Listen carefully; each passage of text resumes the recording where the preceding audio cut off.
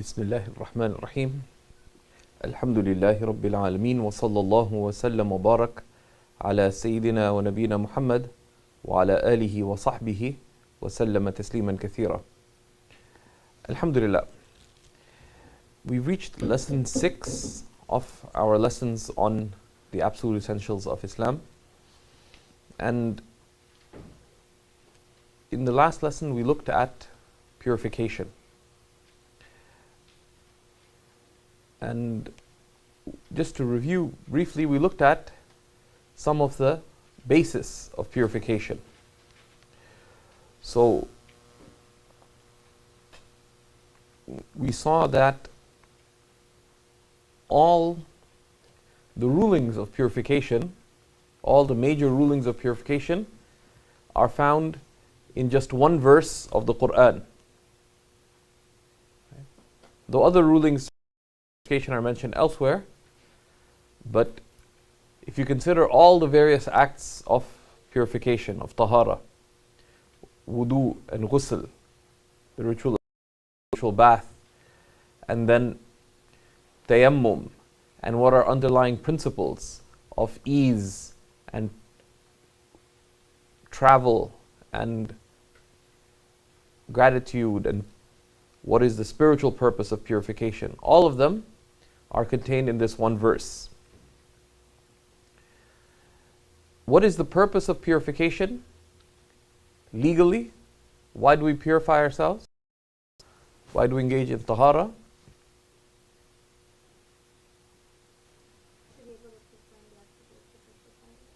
Yeah, to be able to perform the acts of worship that require, I say, it's istibahatu ma la yahillu illa bihi. It's to permit that which is only permitted in purification. The central act related to that is what? Is the prayer. Right? Is the prayer. But then there are other acts that require purification too, such as to be able to touch the Quran, right? To be able to touch the Quran.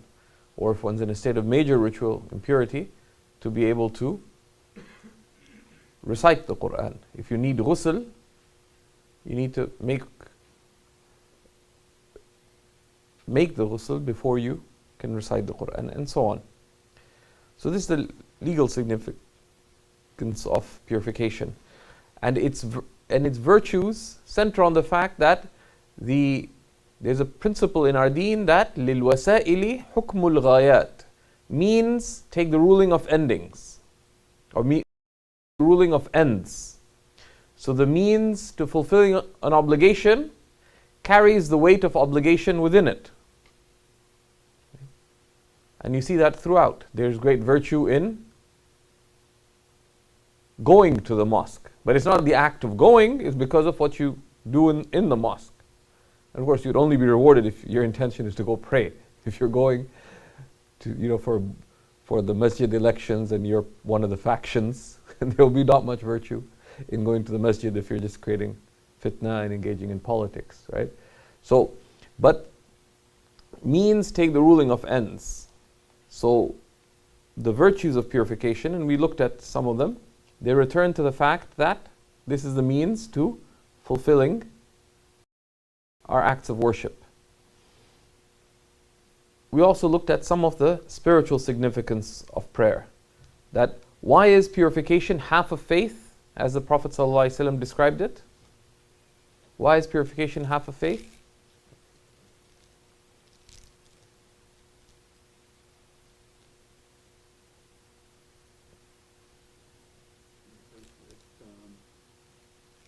If one looks at the prayer being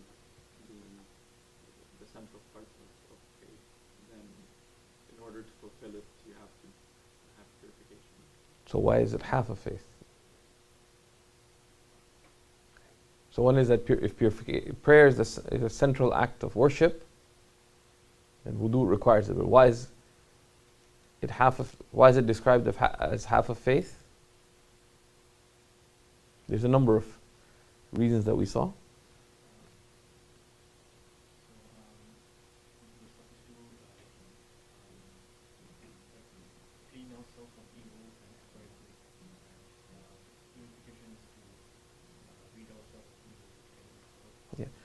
So all of religion has two halves.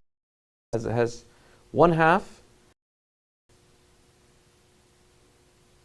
avoidance of harm, and avoidance of that which you've been commanded to avoid, and the other half is to do that which you are commanded to do.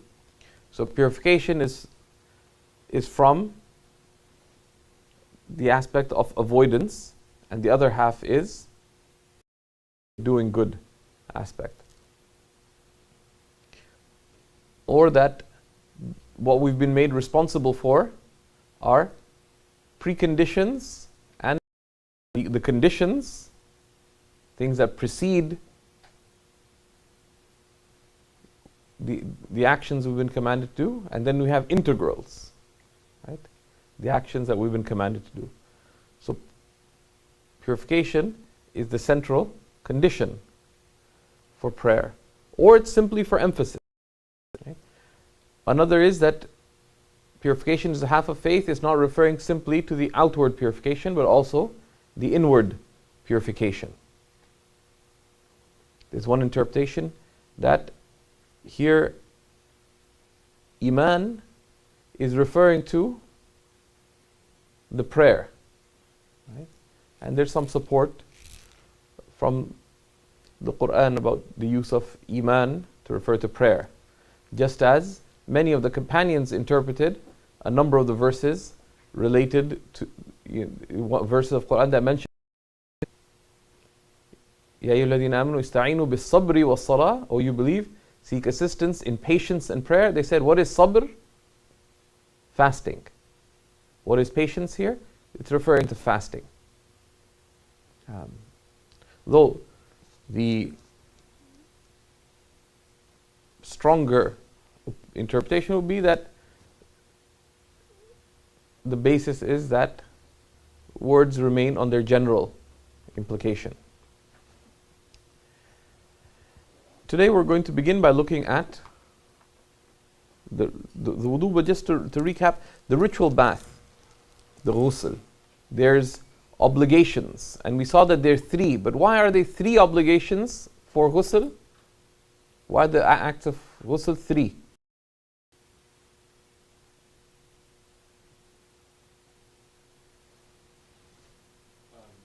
Because those three actions will comprise of you being able to clean your entire body without hardship. And why do you have to clean your body without hardship?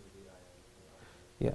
So the three obligations are because the Quranic verse that we mentioned on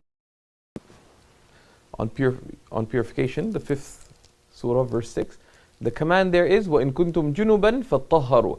If you are in a state of major ritual impurity, then wash yourselves thoroughly and completely. And the form of the verse فَطَّهَّرُوا is to wash all that you can reasonably. Right? All that you are able to wash, do so. And you are able to wash your mouth and nose by evidence of the wudu. Right? And this is reinforced by the prophetic practice. And we saw that the actions of ghusl, of the ritual bath, can be divided conceptually into two parts. There's things that precede the bath itself. Right? There's things that precede the bath itself to make the intention to wash one's hands, because you're going to use the hands to wash the rest of the body, remove any filth that's on the body. Then, even if you didn't need to use the toilet, you wash your private parts first, and then you make a complete wudu. There's all the PBA, the pre-bath actions. Then you do the ghusl itself, as we described last class. So, and this is, of course, from the Sunnah of the Prophet ﷺ, and we encourage that you look at some of the hadiths related to the description of the ghusl of the Prophet ﷺ, such as the hadith of Sayyidah Maymuna, may Allah be well pleased with her. So, the ritual ablution, the wudu, is the more common act of purification. Typically, we don't do ghusl multiple times a day, but typically we do make wudu a number of times a day. One of the areas that people often neglect is that we take our acts of worship for granted. That, okay, this is something I do, and they become habits. But in order to retain a sense of the importance, the sacredness of these acts of worship, it's important to periodically review the virtues of these actions. And it's particularly important if you are a student of knowledge, because sometimes you can say, well, yeah, I know about wudu. We only know one part of wudu. You know how to make wudu. But there's many other dimensions of knowing about an action. There's the aspect of knowing the basics of how one does it, but then there's also the virtues. There is, which are the fada'il. There's the aspect to what is the purpose of these actions, right? The wisdoms behind that action. That deepens your understanding of it, the benefits, the consequences. There's the spiritual dimensions, how one inwardly perfects one's performance of that action. And then there's to know about the action in more detail and depth, because you may have learned some things about it, but there may be more to learn about it. And also, review of even what you know is important, because sometimes some details could slip you by. Some details could slip you by, which is why they say that while memorizing things is very useful, they say man hafidha hujjatun ala man lam yahfaz. Whoever memorizes is a proof over those who haven't memorized. But at the same, so you say I know it, but at the same time they say al-hifdhu kha'in. Memory is deceptive, because you may remember things and they may not quite be correct. Okay, so you may be in that knowledge. So the wudu, the word wudu in the Arabic language has the meanings of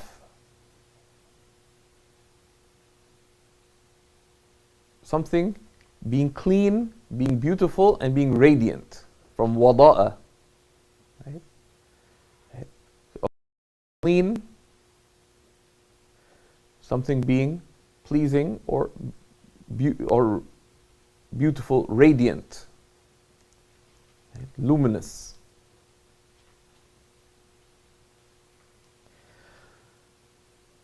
So wudu in the Arabic language is used for something being clean.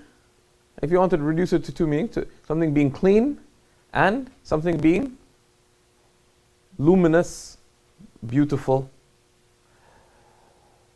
And this, of course, is one of the aspects that, if you look at some of the primary texts that mention wudu, they're referring to the original linguistic meaning, which is to clean, for something to be clean. And then, what is the ritual act of wudu? The ritual act of wudu. It is nadhafatun makhsusa. It is a particular way of cleansing oneself. Of course, this is, in definitions, this is a cop-out definition. Like, how do you define the prayer formally? Because you can describe it, but the problem with describing the prayer, you say, okay, the prayer is an act of worship that begins with standing. But does the sick person have to stand? No. If they don't stand, are they praying? Yes. And recitation. Does the follower recite? They don't. Are they praying? Yes. And bowing.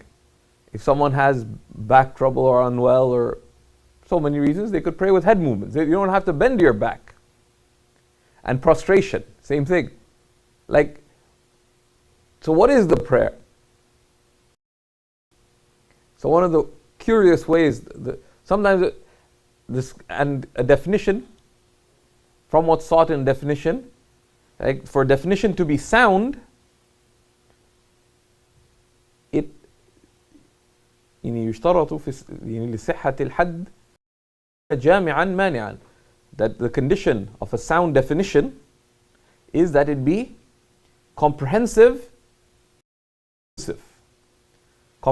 so that it includes all that enters into it and that it exclude all that doesn't. And there's praiseworthy qualities. It shouldn't be too lengthy, etc. It should describe the reality of something and not merely some of its attributes. So they say that it's a specific act of worship performed with specific conditions and specific integrals in a specific way. Something like that at specific times. Which doesn't tell you anything about it. But the defense of those who define things in this way is that a definition is not meant to explain something. It's supposed to delineate the reality of something. What is it? In a manner that would distinguish it from other than it. But that's why sometimes descriptions are more useful than definitions. Someone asks you, if you asked a scholar of logic, who is Zubaydah? What would a scholar of logic tell you about Zubaydah? She says, Zubaydah is a female human being. Okay? Which is true, right? That defines who she is, but that doesn't tell you much. Right? Whereas the more romantically inclined would say Zubaydah is Zubair's beloved. But that could be describing tea.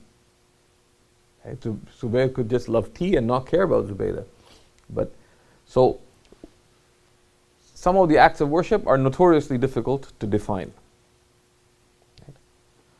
So the scholars of fiqh sometimes don't define things by their realities. Sometimes they define them descriptively by looking at what is their ruling, and what is their consequence. Right? So do in terms of what is the significance of do, it lifts ritual impurity. Right? It lifts ritual impurity. It permits prayer. So they'll describe it in these ways. And they'll use descriptive definitions. But it's good to keep that in mind as you study, because sometimes you'll see definitions given by the fuqaha and they're not rational definitions. Right? They're not logical definitions. But they do it because they're more practical. And also because the scholars of fiqh, their concern isn't the realities of things. What's the concern of the jurist, of the faqih? The validity, more broadly, the ruling of things. What is the ruling, right, related to the relevant human actions of something? The concern of the fuqaha is human actions and the legal rulings related to them.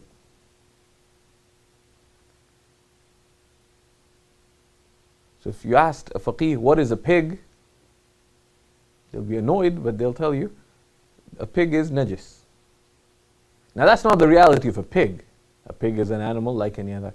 But all that's it. A pig is, and it's not, they're not actually describing the pig. They're describing consequences related to the human actions related to that matter. If you ask a faqih, what's a city?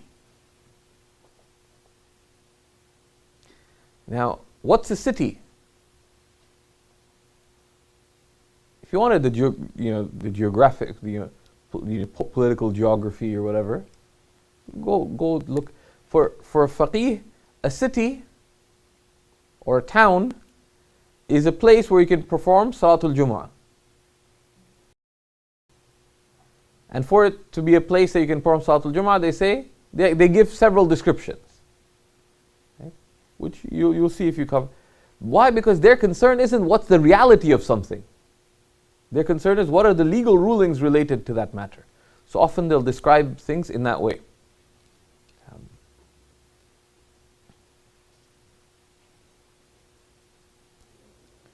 So wudu has a meaning of cleanliness and the meaning of beauty, of wada'a, of radiance, right? Of radiance.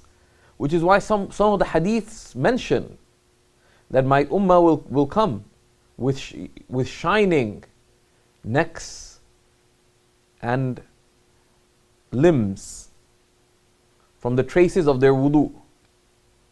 Now, why would wudu be connected to shining light? Because that's the underlying meaning of wudu, from wada'a, from radiance. And the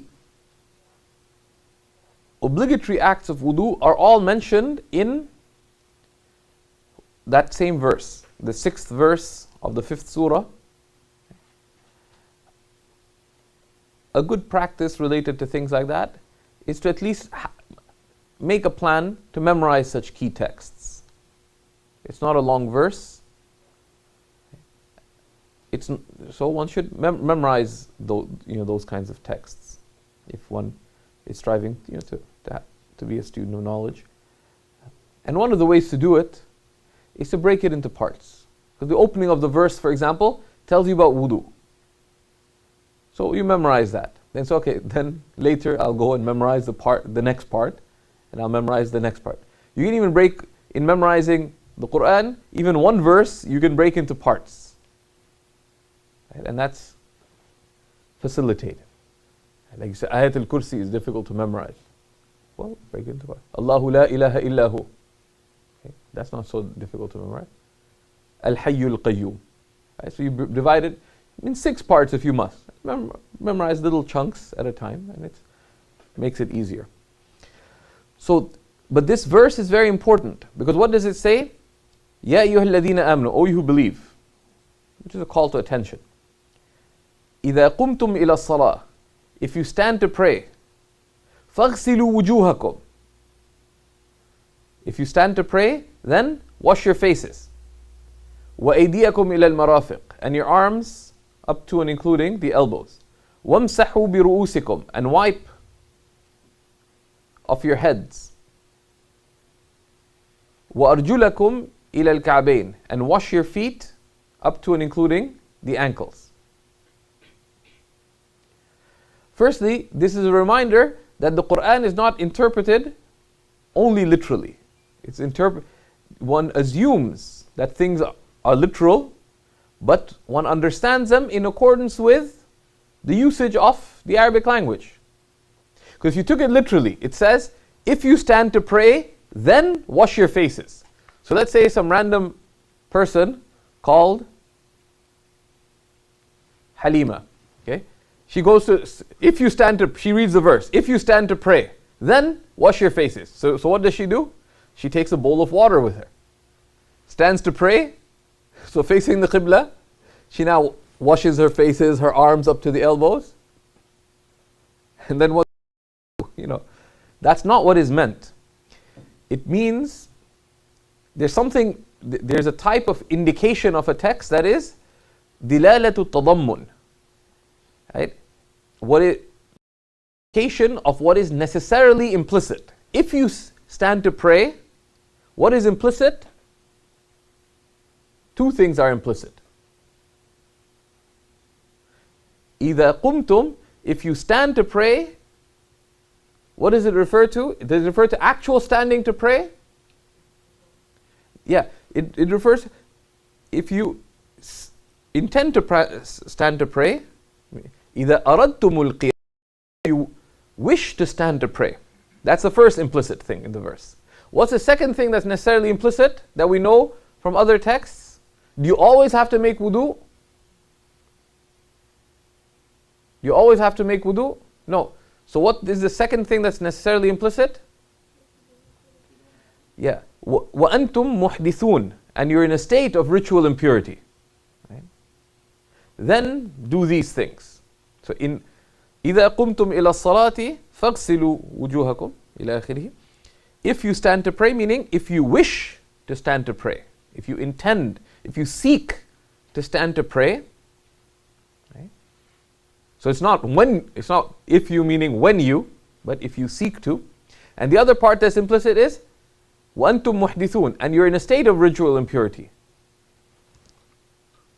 As we know from many supporting texts of the Quran and the Sunnah of the Prophet ﷺ. And that's how it was explicitly interpreted by the companion of the Prophet ﷺ, Ibn Abbas radiyallahu ta'ala anhu, who is known as Tarjumanul Quran, the great interpreter of the Quran. So that's the first part, that it is only if you're not in a state of ritual impurity.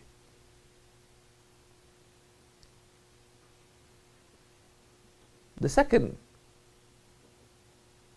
issue is that the Hanafis, when they looked at this verse, they said, okay, this is an if-then statement. Right? If you seek to pray and you're not in a state of ritual impurity, then do this. And 4 actions are mentioned. So the if-then has a consequence. What is the consequence? If you wish to stand to pray and are not in a state of ritual purity, then do this. What is the implied consequence? That if you do this, what would happen? You will now be able to pray. If you wish to stand to pray, then do this. Wash your arms, wash your face, your arms, wipe your head, wash your feet. So these things are mentioned. The consequence of the implication of this verse is that these actions are sufficient as purificatory acts to be able to pray. So from that, in the Hanafi school, there are only 4 obligatory acts in wudu. The implication of the verse is, if you do these, you can now pray. Nothing else is mentioned. And this goes back to, like, why do differences of opinion arise?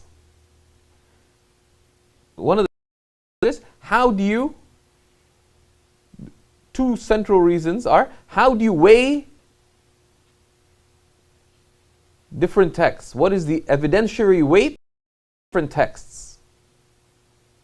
Different primary texts, the Quran and the Sunnah. There's one way of looking at it, is that they're both proof. Which is the Imam Shafi'i's approach. We've been Ati'u Allah wa ati'u Rasul. Obey Allah and obey His Messenger. So this is proof and this is proof. So you have to join between the proofs. The Hanafi said, yes, but some texts are decisive and others are not decisive, as mentioned in the opening of Surah Ali Imran, Surah number 3, verse number 7. And both revelation would indicate and reason would affirm that you give the decisive greater weight than the non-decisive. And you understand the non-decisive in light of the decisive. So in that sense, in the Shafi'i school, the Sunnah details out the obligation. The Sunnah details out the Quran. The Hanafi said no. So the Quran, according to the Shafi'is, may Allah be well pleased with them, and some others, is the Quran is understood through the Sunnah. The Hanafi said no. The Sunnah is understood through the Quran. Because the Quran is decisive, right? And the Sunnah is understood through it. How do you join between texts?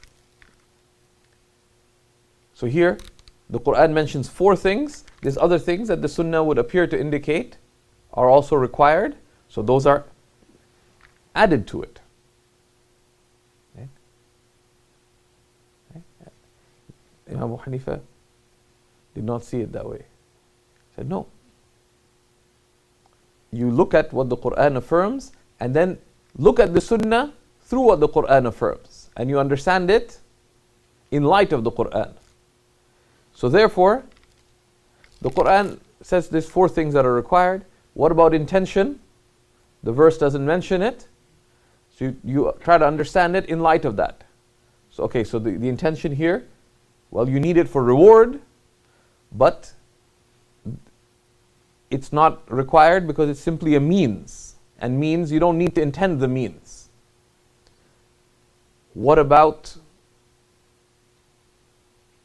the order between the actions? The verse says do this, this, this, and this.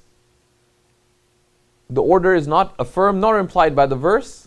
So the fact that the Prophet ﷺ used to do it in a certain order would mean that it's praiseworthy to do it, but it's not a requirement.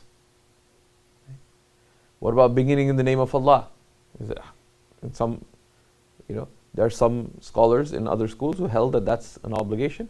The verse does not mention it. There's hadiths that emphasize it, and they say that's for emphasis, for high encouragement, it's not for obligation, and so on.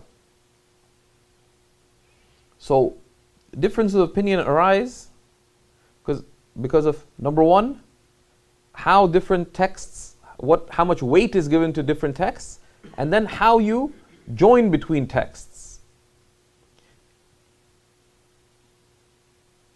It is exceedingly rare, right, that the scholars of any school, any of the main schools, were unaware of central texts related to an issue.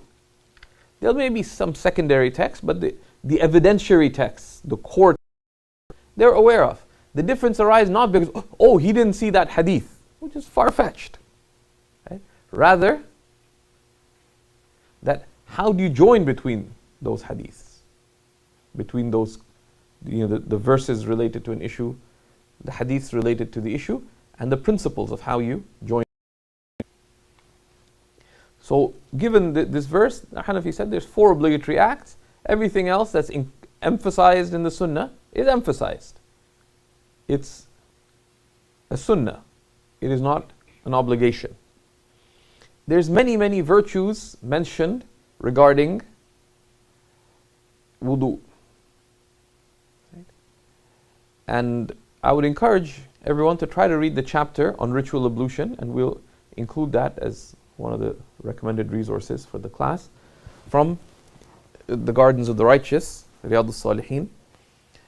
And amongst those texts is the hadith related in Sahih Muslim from Uthman ibn Affan, that he said that the Messenger of Allah sallallahu alaihi wasallam said, "Man tawadda'a fa ahsana al-wudu." Whoever makes wudu and does so well, kharajat khatayahu. Right? Their sins, and khataya, plural of khati'ah, refers to an error or a mistake, but it refers to sins as well. But it's more comprehensive than sins. Their mistakes or their errors leave their body. حتى تخرج من تحت أظافره, such that they leave even from under their nails, meaning thoroughly and completely. Okay. Whoever makes wudu and does so well, وأحسن الوضوء, and in another nation, وأسبغ الوضوء, and performs it thoroughly. وأحسن الوضوء, and does so well. وَأَسْبَغَ الْوُضُوء, and does so thoroughly. All their sins leave them. So this is the purificatory aspect of wudu. What does it mean to do wudu well? They say it is firstly to fulfill the conditions and do the obligations. That's to make it valid. To fulfill the conditions of a valid wudu and to perform the obligations. Number two, to uphold the outward sunnahs of wudu. Okay? And to avoid, and the corollary of that is to leave the disliked acts of wudu, such as wasting water or excessiveness. Right? Avoiding waswasa, misgivings. Right? And thirdly, to do so with intent and in remembrance of Allah subhanahu wa ta'ala. Right? In a state of remembrance, to be in a state of remembrance in one's wudu. And some added a fourth thing, just to follow it up with what is encouraged after the wudu. But that's an addendum, right? But these are the three core things. Right? Making wudu and doing so well. And they say the test of the commitment to do wudu well is to make wudu well when it is disliked. The Prophet ﷺ said that, should I not tell you of what expiates sins and raises in ranks? And he mentioned a number of things. ﷺ. Amongst those things is isbaghul wudu ala al-makarih, is to perform wudu thoroughly at times when it is dislikable. Such as what? Such as? Yeah, when you wake up tired. Right? You just want to just do what you have to do and get on with it. But you do it well. When the water's cold, for some reason the hot water is not turning on, and you've got one of the old school parents, right? The OSPs, who, if they hear the water running too long, you'll hear a lecture. And the lecture is worse than the cold water, right? So you are using the cold water. But you still make wudu thoroughly. Right? And that's generally, they say, a test of commitment to excellence is how you act when it is, disagreeable, or when you're disinclined. So they say the adab, the test of your adab of eating is not how you eat in front of respectable company. The test of your adab of eating is when you eat, when you get home and you're tired and hungry and miserable and all the negatives are found in you, and you just want to, food in mouth, and right. That's when the test of adab is. Right? Similarly, character isn't when everyone's being nice. Assalamu alaikum, how are you? Yeah, and that's everyone's nice. The test of good character is when it's tested. You just want to tell someone, get out of my face. Right? Like that's the test.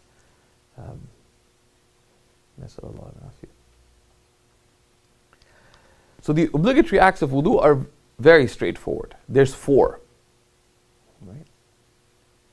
There's 3 things that are to be washed and 1 thing that is to be wiped. And there's a general principle that anything that is to be washed completely. Anything that is to be washed completely.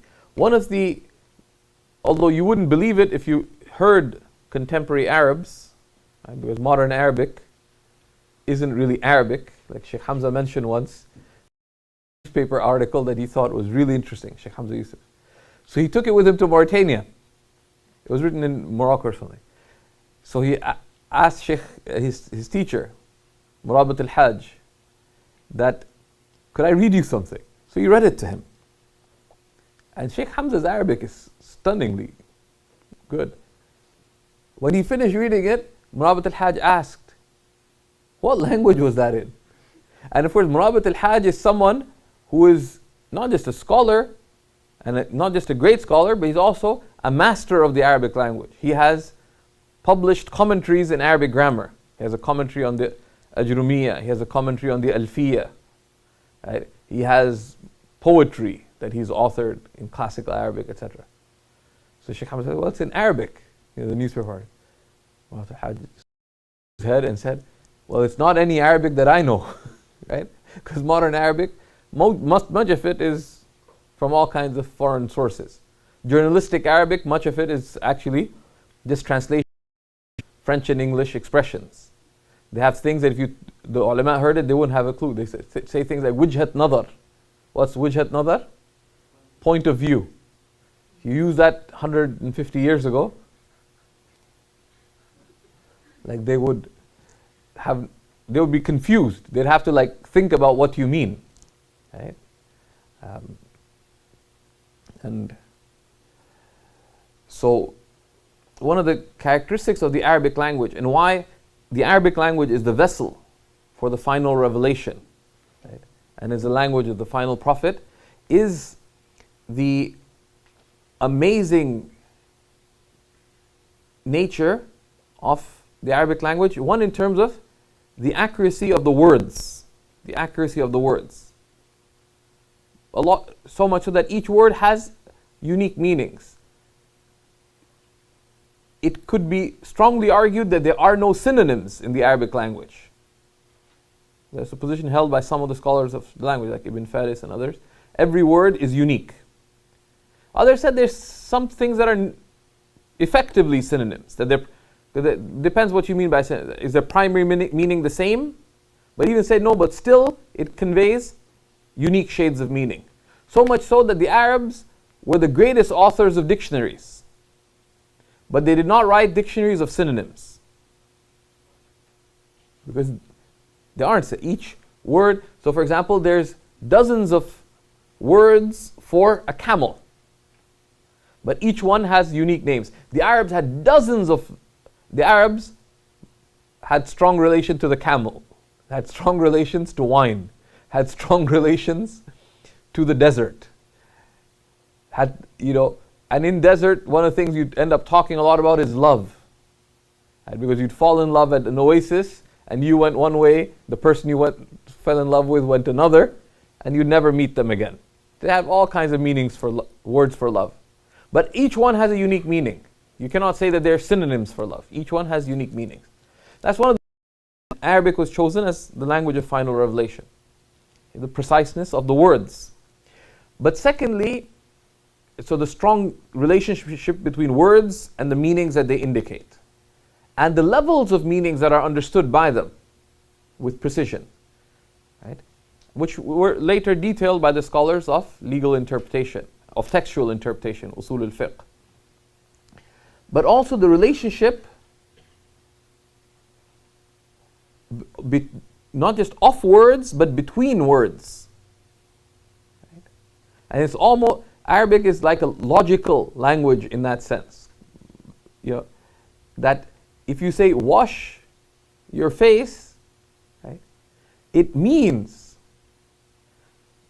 that the meaning of the verb wash applies to what the object of the sentence is, the face. So the Arabs would understand from that. You say wash your face, what does it mean? That the whole, everything that is considered face in the Arabic language, the whole thing is to be washed. So if you sort of rewind a little bit, and if you're talking to a Meccan or an Arab, right, before the revelation, and you told them wash your face, and they didn't wash it completely, say you didn't wash your face. Right? So it's not just that the scholars came later and they sort of imposed these constrictions on. The Quran just said wash your face, I kind of did it. No, because the Quran is bilisanin arabiyyin mubin. It is in a clear and manifest Arabic language. Right? And that was the nature of the Arabic language at the time. It was mubin. It was bayyinun fi nafsihi. Right? It's clear in itself, with meanings affirmed, indicated, and implied that are clear. And that's part of the marvel of the final revelation. Right? So given that, the Quran means exactly what it says, if you know what it's saying. Of course, very often you don't know what it's saying, so you don't know what it means. But because of that, everything that is to be washed completely. Right? Because washing is defined as making water flow over an area. Right? That's wash, ghasl. Right? I say, غسلت الطاولة. Just imagine. Right? I washed the table, or I washed the tabletop, and you left some of it. The Arabs would not have said غسلته. They would not say, I washed the table. Only 4 acts, obligatory acts, because of the Quranic verse. Washing the entire face,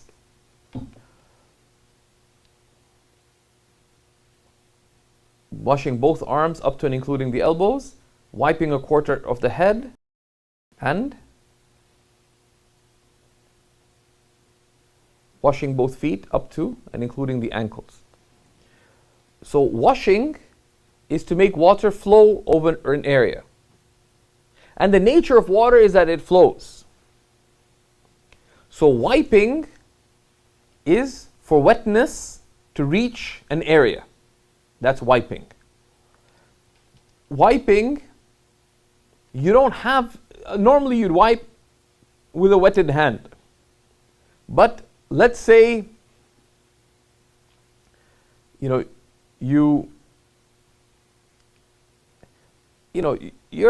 really excited that for once your national team is not embarrassing themselves in cricket. So you couldn't help but take, and I'm not suggesting that you do this, I'm just describing something, not approving of it. So you took your iPad into the washroom while making wudu. And then suddenly you saw this update from some cricket website. So after washing your arms, you decided to lift your iPad. Now you need to wipe your head, but you don't want to use your hands because you're actually reading the score. What could you do? The towel is wet for bizarre reasons that we don't need to get into, but the towel is wet. You could headbutt the towel. Right? You could headbutt the towel. Not hard, because that's not a requirement. If the wetness reaches your head, what happens? Your head is considered to be wiped. Okay? Or while making wudu, you're splashing a lot of water, so there's a lot of water on the mirror. Or the mirror was foggy because you just took a shower, but then you lost your wudu. So you threw some water, because you're lazy. You threw some water onto the mirror. It's kind of silly, just put the thing down. But just for illustrative purposes, if you rubbed your head against the mirror, and don't do these weird things, but if you did, would your head be wiped? If a quarter of it got wet, it would be wiped. Okay. There's other applications of this as well. Wiping a quarter of the head. Let's say, the sister decided to wrap her hijab in a very complicated way. And if she loosens any part of the hijab to put her hand into her head, what's going to happen? Whole thing's going to disintegrate. Right? It's like an origami hijab, right? So what happens? She could just, if enough wetness reaches her hair, right? That's considered wiping. Because they say, when an action is mentioned, sometimes what is meant is the action itself, and sometimes what is meant is the resultant state from that action. Okay? So that's from the precision of the Arabic language. The masdar, like the verbal noun, can refer to the action itself. قد يدل على إيقاع الفعل أو إلى الحاصل It could indicate performing the action itself or what is resultant from the performing of the action. So wiping the head, the act of wiping isn't, that's the normal way you do it. But what is meant by it is the resultant consequence of wiping, which is for the area wiped to become wetted. So let's say you wanted to do a hands-free, you wanted to have a wudu machine. Okay. So the final part of the wudu would be wetting the head, wiping the head. So you could actually just have a puff. And, if it's enough for the head to be slightly wetted, it'd be sufficient. It wouldn't fulfill the sunnah. The sunnah is the actual wiping with the hand, but if you did it, that's enough. Or if they had some really, like something that just, so you sit down and it washes everything, and it doesn't have to be your hands, someone else.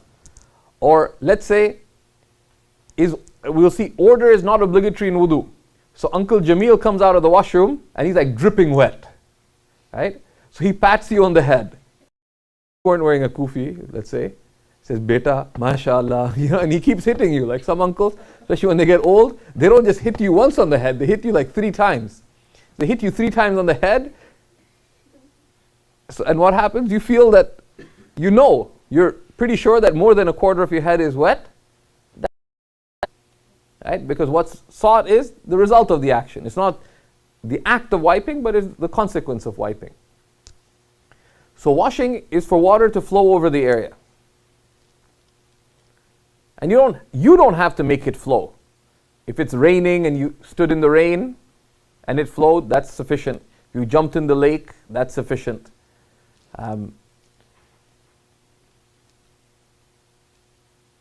Wiping, the same thing applies. Wiping the head as well. So anything that needs to be washed is to be washed completely. The face is from the top of the forehead, right? And the top of the forehead, they say, is manbatu sha'ri ghaliban, where normally hair starts growing, but you could be bald. Right? So what do you do? The top of the forehead is what's normally considered the top of the forehead. So they say it's where the head normally starts inclining. So what's past it would now be considered head rather than from the face, right? So from the top of the forehead to the bottom, right? The chin is where the 2 jawbones meet. Right? There. Anything below that is chin, or neck. Is from the neck regions. You don't have wudu. But till there, or the equivalent of it, if you have a beard, and from earlobe to earlobe. The earlobes themselves, right, the ear itself is not obligatory to wash, because it's not from the face. But they say a little of it is included just to make sure you got the area. So from top of the forehead to the bottom of the chin, from earlobe to earlobe. And you just have to wash it. If one has a thick beard, then one rubs to make sure the water. So if one has a thick beard, what does one have to do? One just has to wash the outward of the beard. Water does not have to get into a thick beard. A thick beard is one that at a normal distance you can't see the skin underneath. A thin beard is one that at a normal distance, that like how 2 people normally stand, a thin beard is one you could see the skin underneath. And if you have a mixed beard, parts of it are thick, parts of it are thin, and the parts that are thick, you just have to wash the skin. You have to just wash the hair of the beard. The thin parts, you have to wash the actual skin. But the beard only has to be washed, either the hair of the beard or under the beard, if thin, within the limits of the face. Right? That's the obligation. And the same thing applies to eyebrows, etc. You don't have to get water into the eyebrows if they're thick.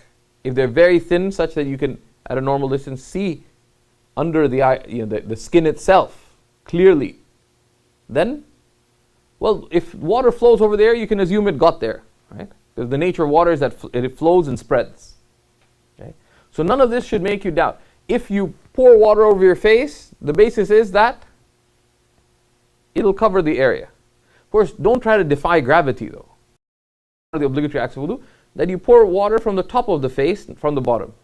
The number of times you see people, and they start from the mouth and they go upwards.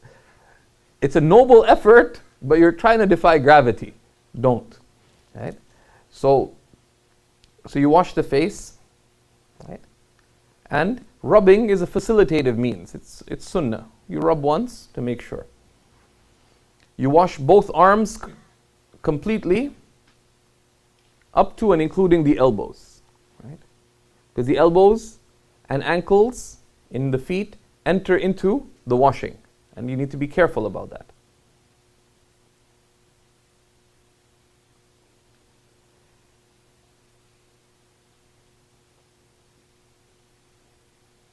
And you wipe a quarter of the head, right, so with a wetted hand, or the equivalent of that. Right? And a quarter of the head is, from past the forehead to above the ears, all the way back. Because what's below the ears would legally be considered neck, right? From the back, right? On the sides. So you have a front part of the head, a back part of the head, and two sides. So normally, if you took a wetted hand and moved it just slightly, just think about it, or imagine it, or try it right now. If you put your hand from the top of the forehead, and you just moved it just very slightly, that's the act of wiping, right? Wiping normally has a sense of moving the hand, right? If you're wiping with the hand, that's a quarter of the head. You just place your hand, move slightly, that's a quarter of the head. And you could do it if you have some fancy hairdo, to do it on the side. It doesn't have to be all at the same place. You could touch 3 different parts of the head, right? And it's sufficient as to wipe the entire head.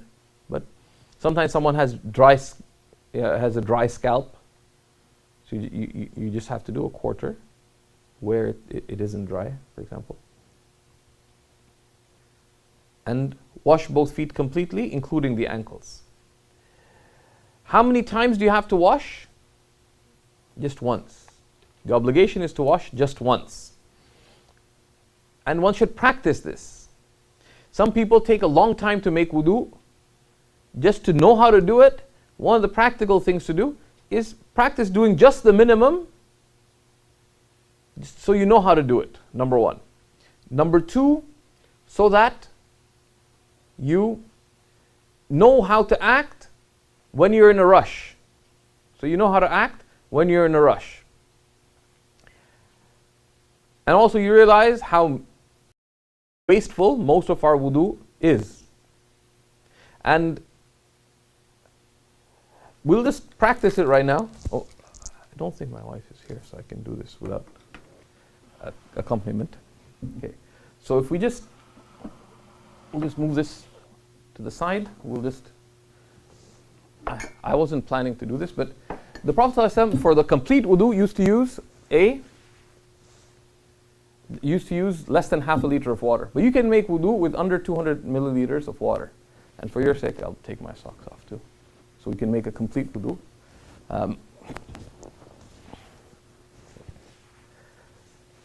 Someone asked me, is it okay to consider my glasses from my awrah? I said, well, but you could feel embarrassed. Embarrassment is not a legal issue. So we're just doing the obligatory. So there's many sunnahs that are being left. Okay. And someone wants to time it? Yeah. Is someone yes or no? Okay. Someone keep track of the time from when I pour the water. Okay. So I'm going to take my cap off. Please mind my hair. It goes. Okay.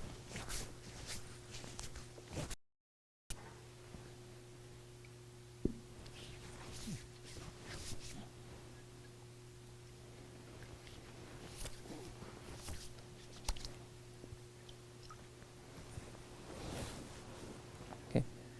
And I'll just be lazy.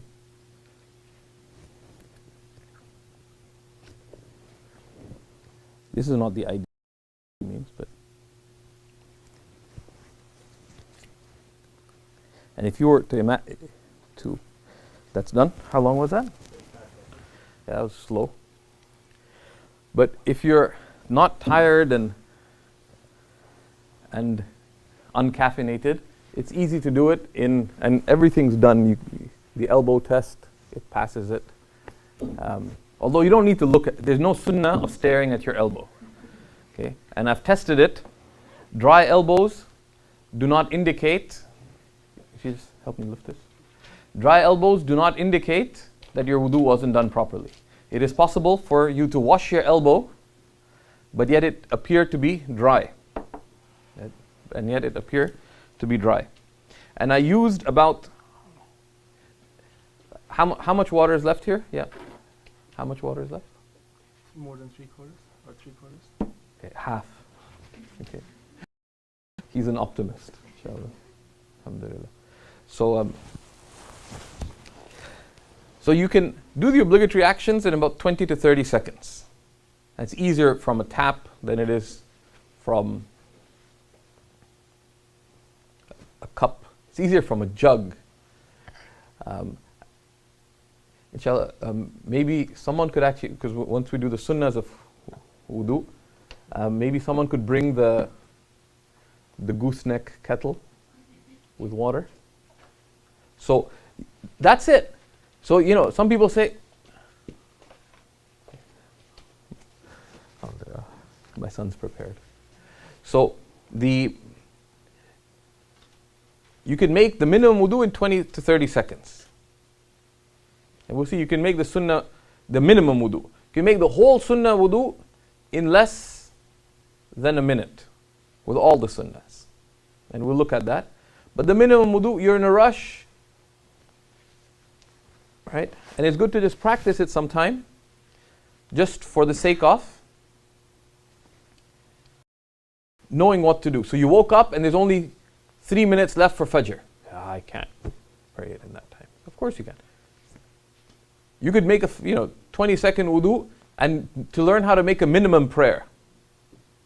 To learn how to make a minimum prayer. And not just a minimum like ideal prayer, but a minimum.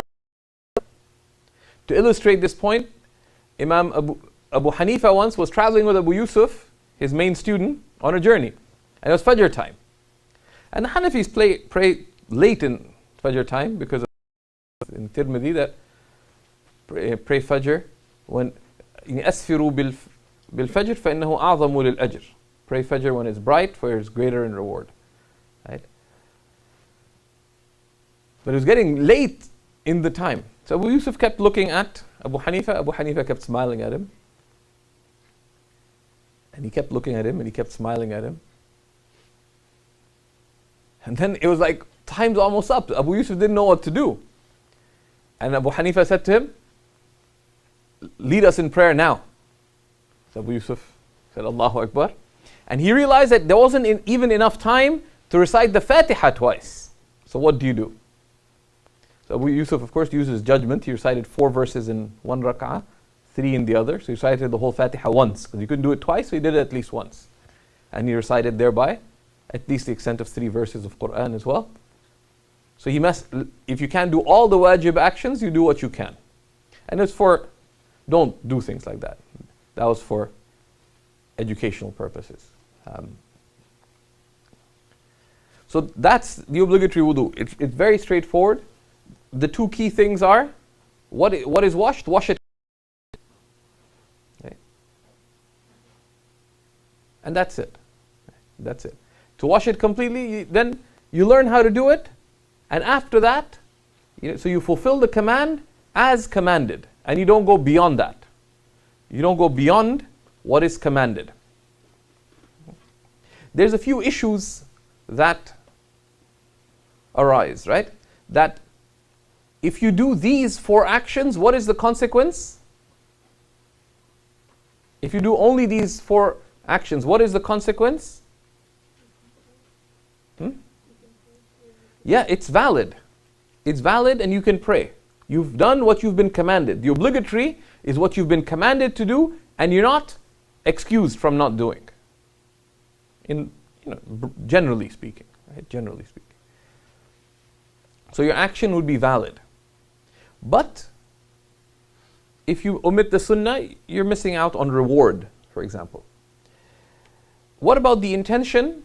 The intention is a condition for reward in wudu. It's not a condition for validity. And also the intention is simply directing yourself to do something. Direct yourself to do any deliberate action, the intention is assumed. Why did you go to the washroom? Well, to be able to pray. You don't have to think the word wudu, right? It's directing yourself to an action. That's the minimum legal intention. So it's inconceivable that you did something deliberate without intending it. Why would you get up in the late afternoon and pray? So, I didn't intend asr. So what did you intend? Well, I intended to pray. Why do you intend to pray? Because it's asr time. So you intended. You don't have to have the word asr floating through your consciousness, right? It just, were you to be asked and questioned what you're doing, you know within what it was. But the best thing with intention is for it to be explicit, as we'll see. Leaving the sunnahs affects not the action, but its completeness in terms of perfection. The acceptance of your action can be connected with the sunnah. Right? The fullness of reward, its spiritual and worldly benefit. And the fruits of the action are attained by doing it in accordance with the sunnah. So they say only a fool would omit the sunnah, right? Unless they had strong reason to. Right? Because it is, intelligence is the, practical intelligence is the capacity to pursue one's benefit. And the sunnah is pure benefit. So not following it is a type of folly. So here what we, in the text, instead of breaking things down into this obligatory sunnah recommended actions, as some texts do, we go through a description of the wudu. So the wudu can be divided into parts. The first part is that there's three things that precede the actual main acts of wudu. The first of these is an intention, right? And the place of the intention is where? The heart. The sign of the intention is that you know what you're doing. The sign of the intention is that you know what you're doing when you direct yourself to it, such that were you to ask, what are you doing? You know without confusion what it is. It is not specifically sunnah to state the intention, to pronounce the intention. It is not specifically sunnah. But it can be sunnah if it facilitates having a clear and high intention. Right? Because the sunnah is to have intention and to magnify one's intention. Right? To have a high, clear purpose why one's doing something. So if you find yourself confused about what you're doing, or having doubts on the one hand, but secondly, you find yourself just jumping into things without high intention, without clear purpose, that this is what I'm doing, if saying it helps you, then say it. Right? And means take the ruling of ends. Saying the intention is not a specific sunnah, but if it helps you fulfill the sunnah of having a clear, high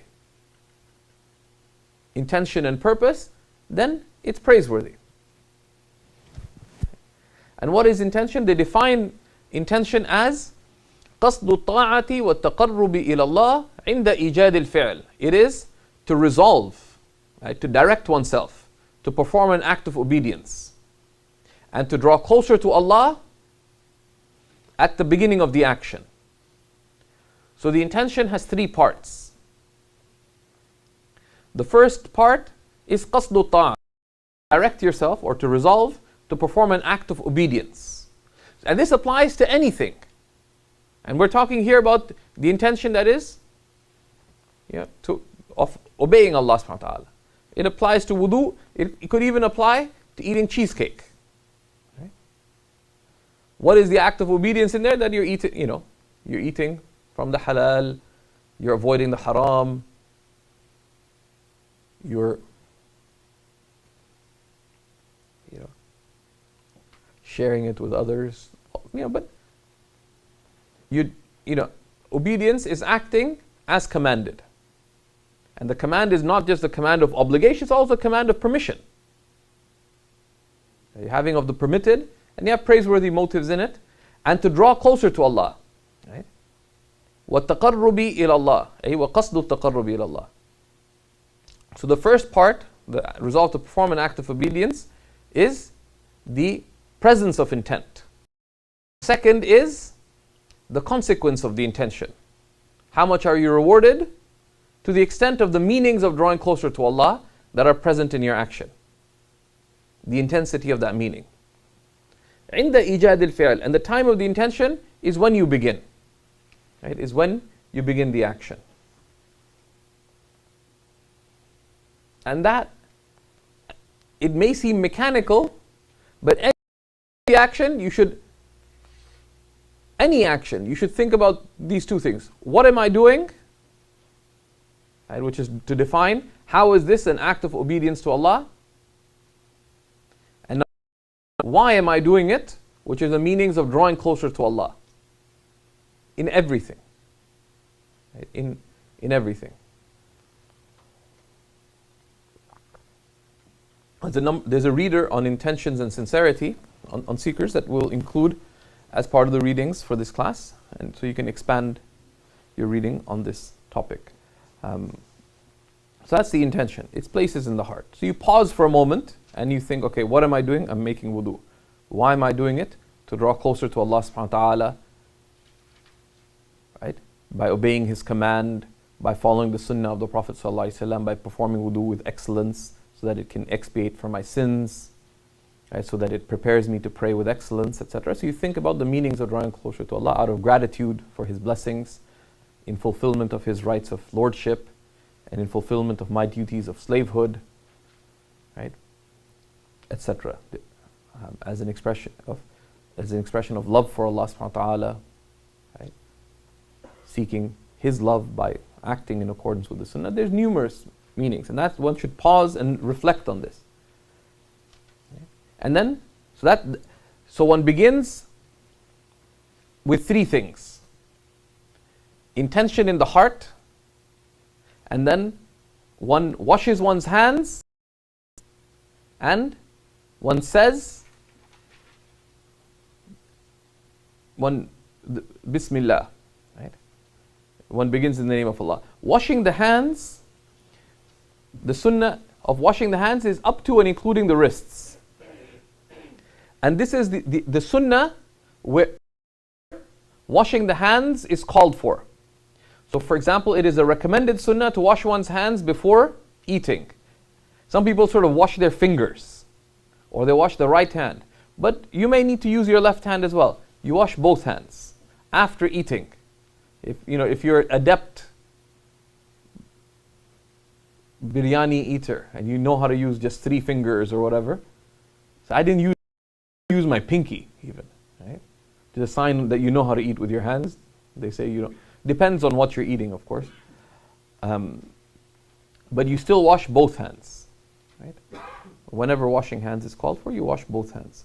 One of the times when it's neglected to wash hands is after sleep, which the Prophet ﷺ specifically commanded. The optimal thing, as soon as you wake up, you should make wudu. But if you don't, then before you do anything else, you should wash your hands. And this is one of the ways to combat excessiveness in smartphone use. That don't touch your smartphone after sleeping until you've washed your hands. If you do that, that'll be a preventative to weird smartphone use. And someone actually, it's happened more than once, someone apologized for sending me a message, say I was asleep. actually sent me a love message, but it was for his wife. I'm like, wrong person. Right? I assumed it wasn't for me, right? Because of the content of the message, right? But save yourself stress and embarrassment and lots of other things, bad eyesight. And it's not easy to do because they're very accessible devices, but the sunnah is not to thing with one's hands until the one's washed them. Right? Upon waking up. Right? And there's a number of hadiths related to that. And then one begins in the name of Allah. The hadiths about beginning in the name of Allah in wudu are general. Right? So any dhikr of Allah subhanahu wa ta'ala would fulfill the general encouragement, the general sunnah of beginning in the name of Allah. But it is best to say Bismillah. Arguably optimal to say Bismillahir Rahmanir Rahim. There's a hadith in Sunan Abi Dawud that the Prophet ﷺ used to say Bismillah walhamdulillah.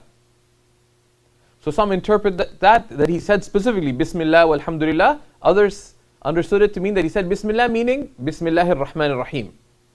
And Alhamdulillah, some said it's the best way of saying Alhamdulillah is Alhamdulillahi Rabbil Alameen. Some early Muslims used to also say A'udhu Billahi Minash Shaitanir Rajim before beginning wudu, because people are given to waswasa, to doubts in wudu, so this is a preventative. Now to say I seek refuge in Allah from the accursed devil. So minimally any remembrance of Allah. You could say Allahu Akbar and bring in your wudu. That'd be valid. That would fulfill the sunnah here. Generally. But specifically, it's better to say Bismillah. And argue Bismillahir Rahmanir Rahim. And to add to it Alhamdulillah or Alhamdulillahi Rabbil Alameen. And some have also encouraged to proceed it by saying A'udhu Billahi Minash Shaitanir Rajim. So these are. And then this is an emphasized sunnah to begin in the name of Allah. It is recommended to be in remembrance of Allah throughout the wudu. At the very least, as with the washing of each of the limbs, to make some dhikr. This is recommended. It's also understood broadly from the sunnah that the Prophet ﷺ would also make dua during his wudu. So many of the early Muslims used to have du'as that they used to make in the wudu. And one of the wisdoms of it is an act of purification. Right? So you don't just accidentally seek spiritual purification, but you invoke spiritual meanings related to what you're doing. And there's many such du'as that are related from many of the early Muslims. These were gathered by a whole number of scholars. Imam al-Ghazali, drawing inspiration from Abu Talib al-Makki before him, and many others, he gathered these into suggestions at each of the limbs. You can find them in the beginning of guidance. You can find them elsewhere. They're mentioned by Imam Ashrun Bulali in his commentary on Nur al-Idah. But the beginning of guidance is translated into English. And these are good du'as. You don't have to memorize those specific ones because they're not specifically sunnah. But it is understood from the sunnah. The Prophet ﷺ used to engage in du'a during wudu. And you could draw inspiration that you're washing your face, right? That Allah make my face of those faces that are made radiant. When some faces are made radiant in the hereafter, do not make my face of those faces that are darkened due to sin and punished in the fire. The right hand you wash, you make related du'as, etc. And that's one of the ways to have an active spiritual wudu. Then you rinse your mouth and nose 3 times, right? And you use 6 handfuls of water. 3 separate handfuls for the mouth, 3 separate handfuls for the nose. And there's many. What are the combinations of combining? The Shafi'is go into enormous detail about that. But broadly the Hanafi said that the sunnah would be to use 6 handfuls of water. Could you use less than that? There's some discussion.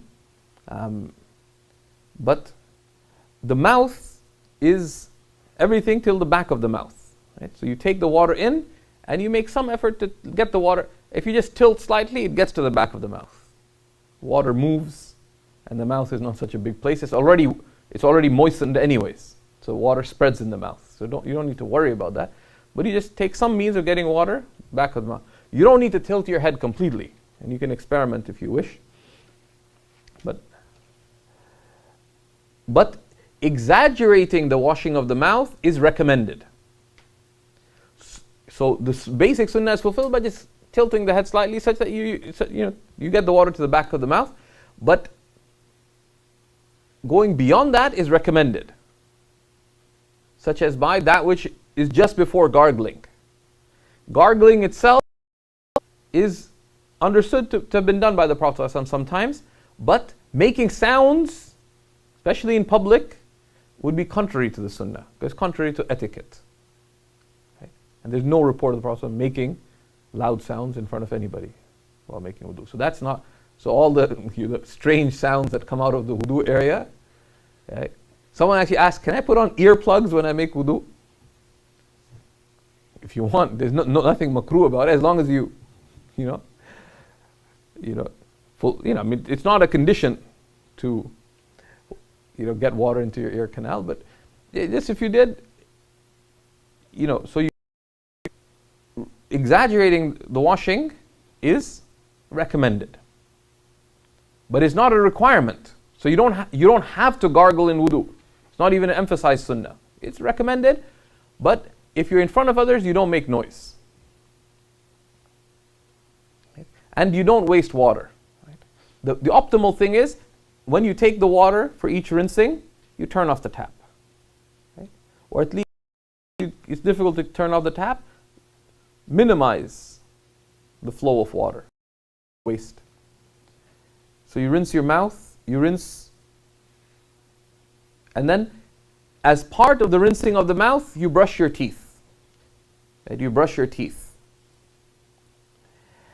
Anything that constitutes brushing of the teeth is sufficient. Anything that constitutes brushing of the teeth is sufficient. What is brushing of the teeth? Anything that cleans the teeth,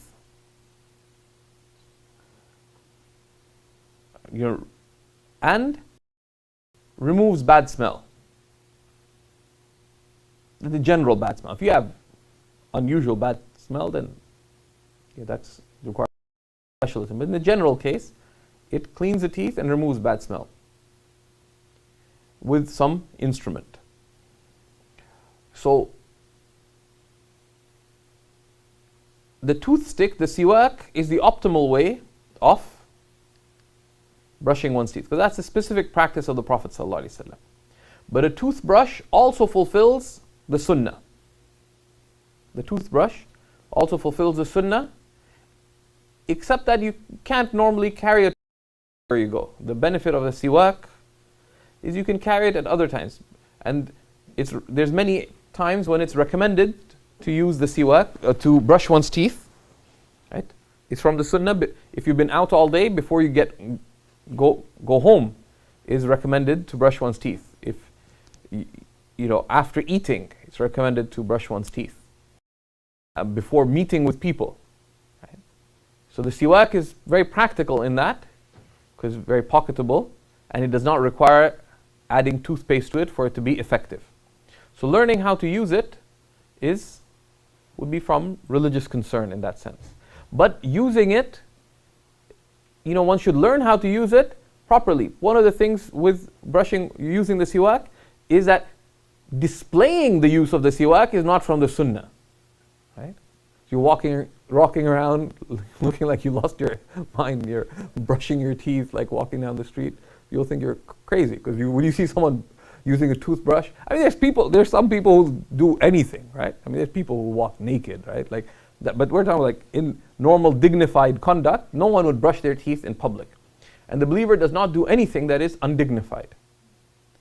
So before prayer, in the presence of other people, one turns one's head or one's mouth, right, to brush one's teeth. So one should learn how to use the siwak. And one uses a moistened siwak. Right? There's this adab of using it. One moistens it so that it's not harsh on one's gums. And then with the siwak, with the toothstick, one uses it by moving one's wrist, not one's arm. So just imagine you have an instrument of cleaning and using your arm, right? That's like drilling in your teeth, right? Whereas if you're using, and it applies to actually to brushing your teeth as well, much of your movement should be of the wrist rather than the arm, right? Because it's much more abrasive on the gums, it's actually and the teeth as well, and it's understood from the Sunnah that most of the motion. That's why they suggest holding the siwak, and it's not specifically Sunnah, but it's a facilitative means to fulfill the Sunnah. Is that you hold the siwak with your little finger from the bottom of the siwak and with your thumb near the top. If you hold it that way, you're pivoting with your wrist, right? And so you move that way, and that's important. That the people say, okay, follow the Sunnah, but there's a way you follow the Sunnah. That's very important, right? Because if you do it in the right way, it's full of benefit. If you don't, people say, I've started using it, but my gums are bleeding. Because you're doing the Sunnah contrary to the Sunnah. Because the Prophet ﷺ taught us that if you use a toothstick, that you either get a toothstick that's not dry, and if it gets dry, that you moisten it and soften it. So much so that if someone has delicate gums, it may be better not to use a toothstick. Okay? And they said, some of the Hanafi jurists said, that if, particularly for women, because there's basis from some of the practice of some of the early Muslims, that natural gum, and we're not talking about chewing gum, right? Natural gum, they call it gum arabica or something. Natural gum fulfills the Sunnah. Right? But of course, it's optimal to use a toothstick, but they said particularly if someone has, you can just chew on natural gum. And anyone else who has sensitive gums. And then one rinses one's nose 3 times with 3 different handfuls of water. Rinsing the nose once is such that the soft part of the nose gets washed. Right? So if you take a little water and you sniff it up, the soft part of the nose gets washed. And then the adab, and this is an adab, that once you take the water in, you don't snort it out, but you press the left nostril and let the water out from the right, and then you press the right nostril and let the water out from the left. It's more dignified. And you just imagine yourself snorting out the water or letting the water snuffle out. It's not exactly dignified. And in such things, of course, one's leaning forward so you don't get all this stuff over yourself. And then you wash your face 3 times. Right? One washing of the face, one complete washing means you washed once. So it's not that you wash each part 3 times, but in the entire face once, and you rub the first time. Because if you rub the first time, the second and third washing, the water, you can be pretty sure will get to the whole area. And you particularly rub the more difficult to reach places. But you assume, even if you didn't rub anything, you just splashed water over your face and try to get it to the whole area, you assume that everything got washed. But the more proper thing is you rub your eyebrows, between your eyes, right, etc. The area between your earlobes, etc. So you wash your face 3 times. And if you have a full beard, after that, you interlace your beard. Right? So after you wash your arms completely, you wet your hands and you interlace between your fingers. And one of the reasons is because you're supposed to be using very little water. So you can't assume that you interlaced. But even if you kept putting your water under the tap, it's still, because out of following the Sunnah, you do that anyways. And then you take a wetted hand and pass it through your beard afterwards, after washing your face, and that's Sunnah. But hand such that you don't get water all over yourself. Because they said, you take a hand of water, بِكَفِّ مَاءٍ. So if you take a handful of water and you try to stick it under your beard, the water will fall all over you. So how do you do it? So I asked Shaykh Adibi smiled, he said, I did the same thing used to happen to me. But they say here, كَفِّ مَاءٍ, a hand of water does not mean a hand full of water, but a hand wetted, a wetted hand, right? A wetted hand. He said, if you want to take water, you do it this way, so that the water doesn't flow onto you. Okay? And so those are either wetted hand, leaning forward, or if you want to take a bunch of water, but then you do it this way so the water doesn't fall onto you. Because getting water onto oneself unnecessarily is not praiseworthy. And then one washes one's arms completely up to and including the elbows. One washing of the arm from fingertips up to and including elbows is one washing. So it's not that you wash each part of the hand 3 times. You wash the hand completely once, and then completely a second time, and then completely a third time. And caution entails that each of the 3 times, where do you begin with? Common mistake, people begin with the wrist. They say, well, I've already washed my hand. In the Hanafi school, that would be valid. Because the washing of the hands at the beginning fulfills the obligation of washing your hand as part of your arm. But the sunnah of washing your arms is that you begin with your fingertips all the way up to and including your elbows. And be careful about this, because in the Shafi'i school, when you're washing your arms, you have to wash from fingertip. The fingertips to elbows, the whole area has to get washed. So if you just wash wrist to elbows, you'll fulfill.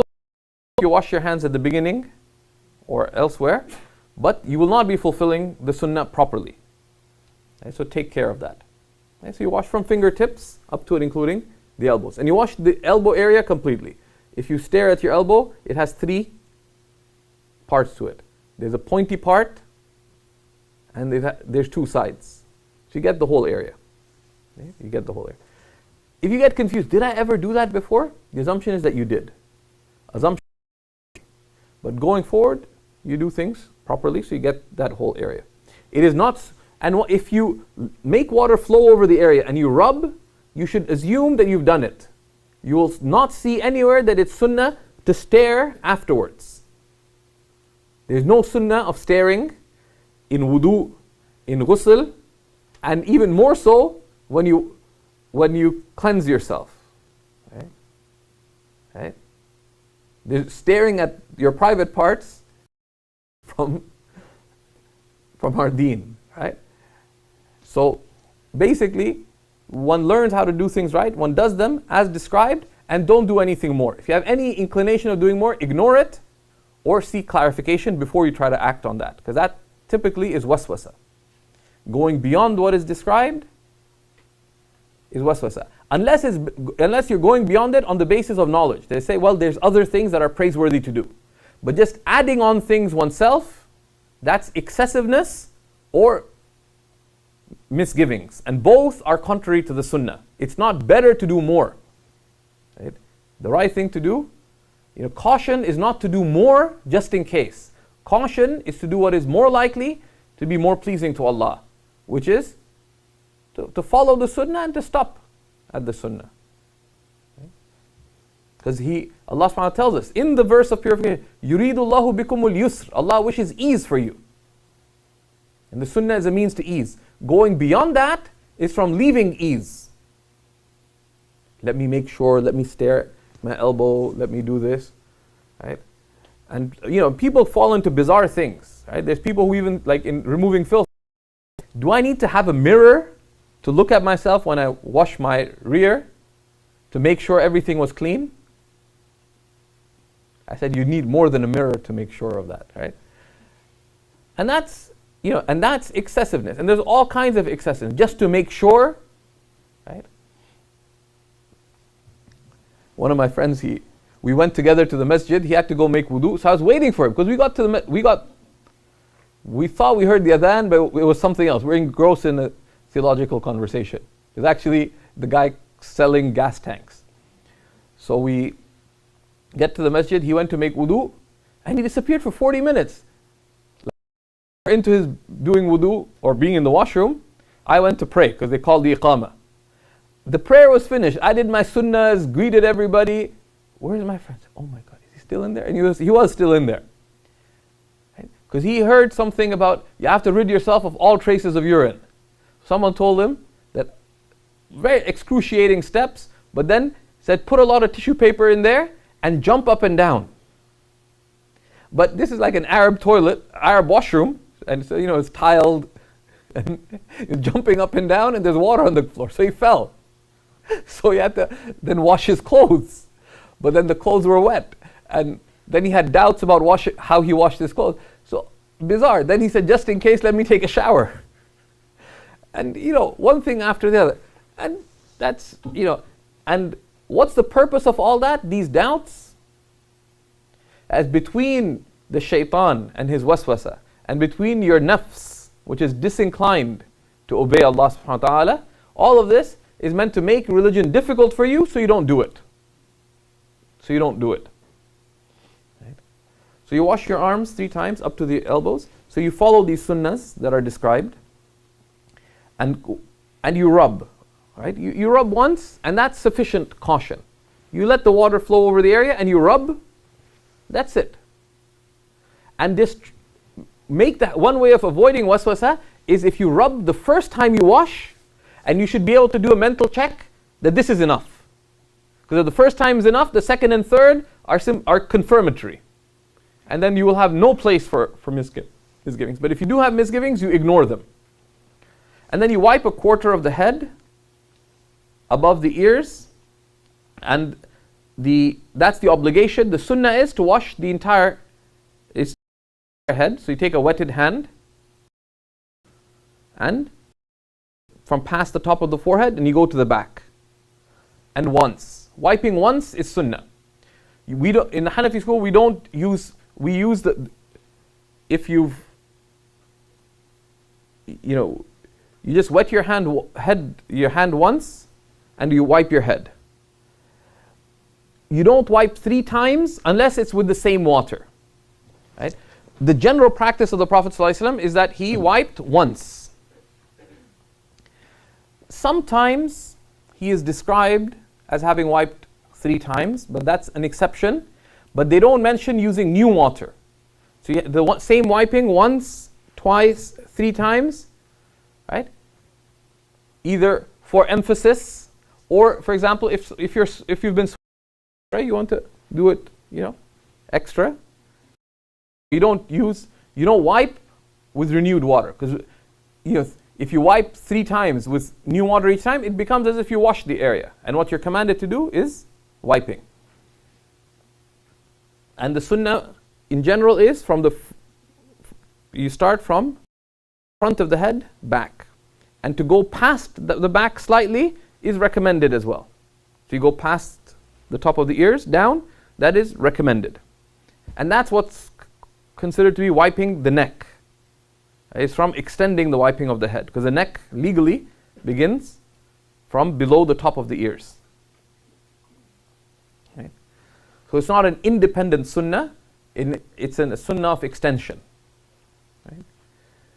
So you wipe over the quarter and optimally the entire head. And then with the same wetness, you wipe the ears. The sunnah of wiping the ears is fulfilled with any contact of moisture to your ears. Right? So if you went like this, right? Of course, in the Shafi'i school, how many times do you wipe your ears? Optimally? 15 times. But the Hanafi say if you do that, your ears will fall off. So no. Yeah. But you wipe your ears minimally once. You don't take fresh wetness unless there's no wetness left on your hands. So the Prophet ﷺ said, "Al-udhunani min al-ra's." The ears are from the head. And that's a physical description. It's a description of the So after you wipe the head, anything that will be wiping the ears would minimally fulfill the sunnah, but the recommended way is to wipe 3 parts of the ear. Right? The outer ear, right, which is that which sticks out, that which is apparent from the sides, and for that normally you'd use your index finger, right? So you rub that once. You want to do more, and then you rub the back of the ear, and for example, with your thumbs once, and then the inside of the ears, and with your little finger, and once. If you want to do extra, that's fine. And use just that one wetness, and that is wiping the ears.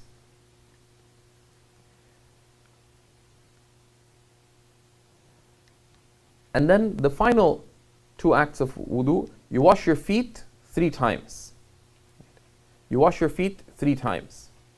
The way the Quranic verse is constructed, the 6th surah, it indicates, as Imam al-Zamakhshari and others say, being careful not to waste water when washing your feet. Because typically, where do you waste water the most?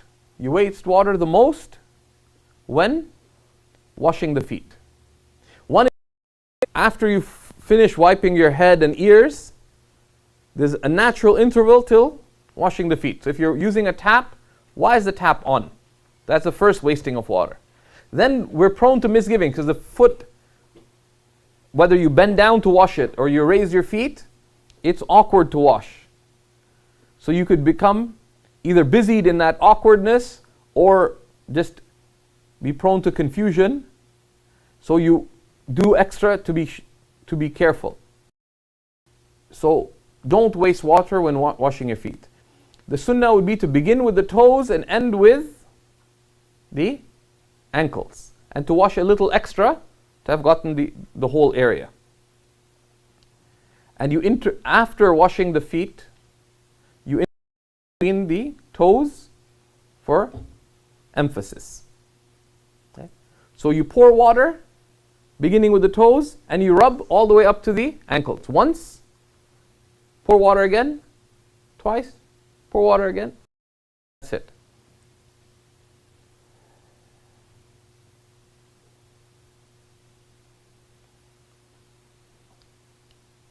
So that's the washing of the feet. The order in washing is sunnah. The order that we described here is sunnah. It's not obligatory. Right, so if Uncle Jamil tapped you on the head before your wudu and got your head wet, and then you stepped into a puddle of water, although you walked into a tub of water, so your feet got wet, and it's clean. So your feet got washed.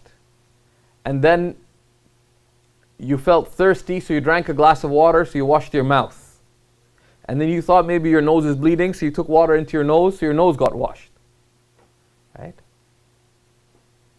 So each of the areas that are washed, you don't have to wash again. But doing the wudu in the proper order is sunnah.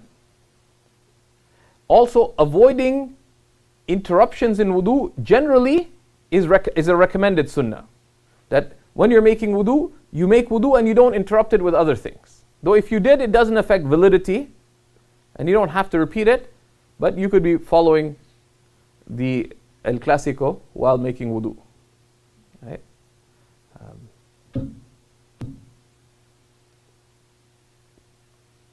Someone tried to make an argument for Real Madrid that Islam reached Madrid, it never reached Barcelona.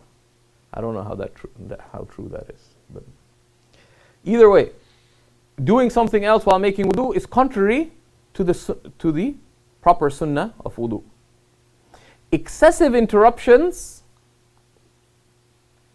vitiate and emphasize sunnah.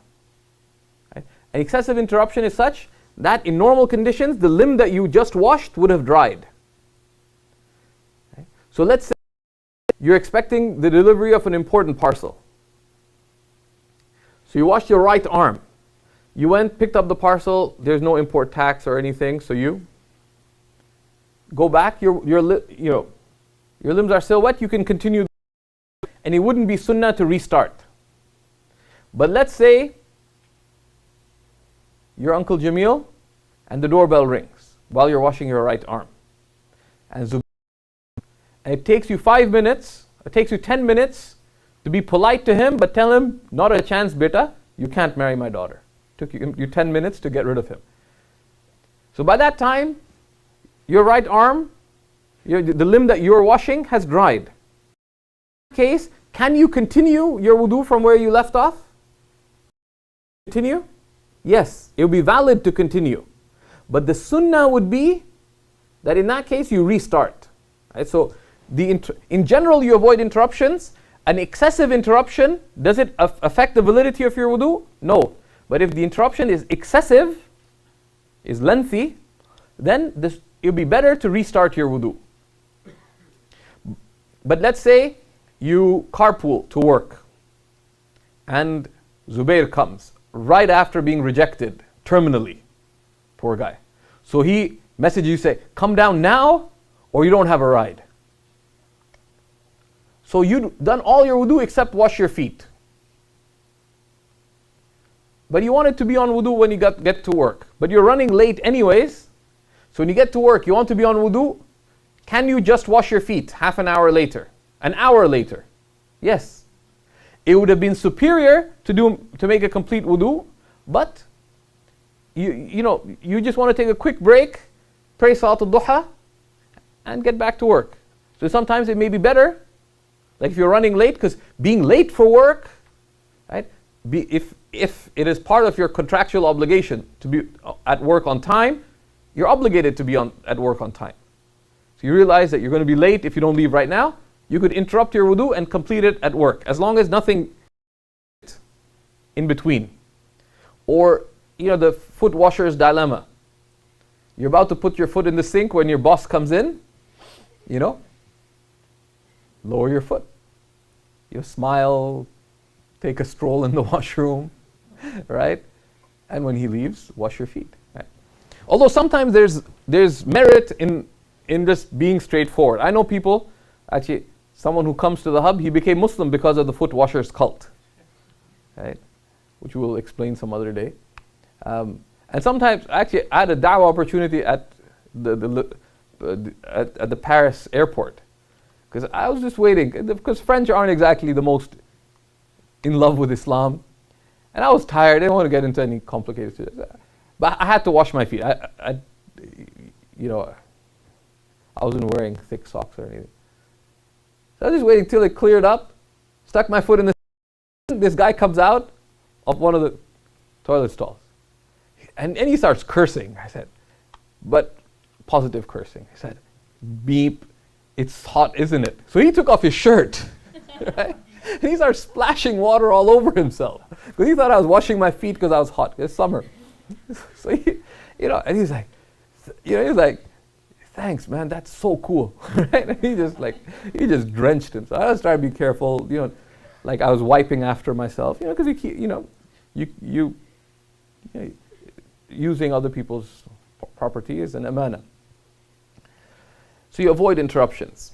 And you do the recommended actions. And there's a whole number of recommended actions. And this is an area where it wouldn't hurt you to read a little extra. Right? For example, from ascent to felicity. There's a number of other actions that are recommended, that are from the sunnah. Facing the qibla in wudu if you can. Where it isn't awkward, if you're able to face the qibla, it's superior. Okay. To avoid getting water onto oneself unnecessarily. Right? Washing your clothing, your chest and your sleeves is not from, so you roll up your sleeves before wudu and basically you lean forward.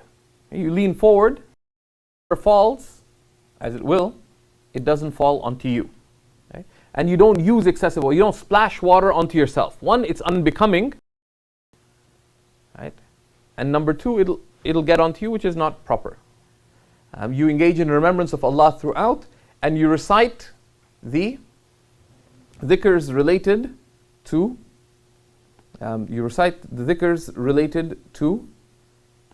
the end of wudu afterwards. Because after you finish wudu, it's from the sunnah to say the testification of faith. Ashhadu an la ilaha illallah wa ashhadu anna Muhammadan abduhu wa rasuluh. That is from the sunnah. Right? It's also from the sunnah to make a dua after that. Rabbi ja'alni min at-tawwabin wa ja'alni min al-mutatahhirin. Right? And there's an addition, wa ja'alni min ibadika salihin. Oh Allah, make me of the oft repentant, and make me of those who purify themselves completely. And there's an addition, وَجَعَلْنِي مِنْ عِبَادِكَ الصَّالِحِينَ, and make me of your righteous servants. And this is a linking of a mere action to something deeply spiritual. And that's one of the sunnahs in general. When we eat, we say, Alhamdulillah li at'amana hadha wa saqanahu. Allah, all praise be to Allah who gave us this to eat and drink and made us of the Muslims. Alhamdulillah di at'amani wa saqani wa ja'alani min al-muslimin. You connect it to a spiritual meaning. You thank Allah for having control over the car, to being able to ride a mode of transportation. Right? Subhanallah sakhkhara lana hadha. Glory be to the one who gave us ability over this. وَمَا كُنَّا لَهُ مُقْرِينَ. And we would not have had this ability. Could you have invented a car? No. Right? But it's a mercy, right, from Allah. But then it connects that worldly recognition, gratitude, to something spiritual. سبحان الذي سخر لنا هذا وما كنا له مقرنين وإنا إلى ربنا لمنقلبون. And truly, we are ever returning to our Lord. Right? That's a spiritual meaning. And that's one of the, and pretty much all the worldly du'as have this meaning. You leave the washroom, right? There's a number of du'as, but they include asking Allah for general forgiveness. Ghufranak. Right? What's the connection with just using the washroom? Just a mundane act. But ghufranak means your complete forgiveness, O Lord. Okay? So that's one of the areas. And that's, so the same thing applies. And we'll share, inshallah, the sunnah du'as after wudu. And one should adhere to them. Right? Because the Prophet ﷺ said, whoever makes wudu and does so well, and then recites this supplication, all the 8 doors of paradise open for them. Of course, what you do after may close them for you, but this is from the great spiritual potential of wudu. And then in the next session, we'll begin by looking at prayer, but we'll look at the things that nullify wudu. But just very briefly, to give you a pointer ahead, the things that nullify wudu are of 2 types. There's the actual nullifiers of wudu, and those relate to when filth exits the body, actually or effectively. Right? Because the Hanafis, when they looked at, if you look at the verse of purification, it indicates that purification is required when filth exits. Right? If one of you comes from the toilet, what do you do in the toilet? You don't hang out, things come out. Right? And other texts all point to this meaning. Gathered together, what is the clear apparent cause for, because usually the basis is that rulings are linked to underlying causes. That why do you have to do something? That there is a cause behind it.